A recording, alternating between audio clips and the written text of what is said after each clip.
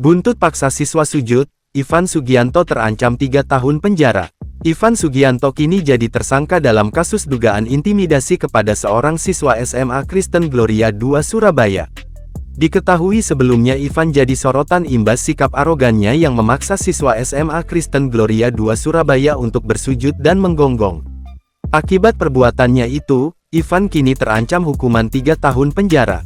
Kabid Humas Polda Jawa Timur, Jatim, Kombes Pol Dirmanto, mengungkap pihaknya kini telah melakukan penahanan kepada Ivan. Sebelumnya, Ivan juga telah menjalani pemeriksaan selama 3 jam lamanya bersama penyidik.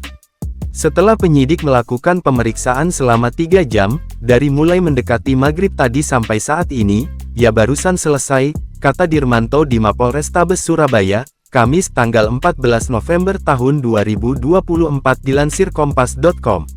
Sebelum ditahan, Ivan juga sempat menjalani pemeriksaan kesehatan. Hasilnya Ivan dinyatakan sehat, sehingga langsung dilakukan penahanan di Mapolrestabes Surabaya. Bahwa penyidik merasa cukup pemeriksaannya dan langsung dilakukan penahanan ya. Sebelum ditahan tadi, juga sudah kami lakukan pemeriksaan kesehatan kepada tersangka dan dokter menyatakan tersangka sehat sehingga langsung kami bawa ke ruang tahanan, terang Dirmanto. Akibat intimidasi yang dilakukan Ivan pada siswa SMA Kristen Gloria II Surabaya, Ivan pun dijerat dengan Undang-Undang Perlindungan Anak.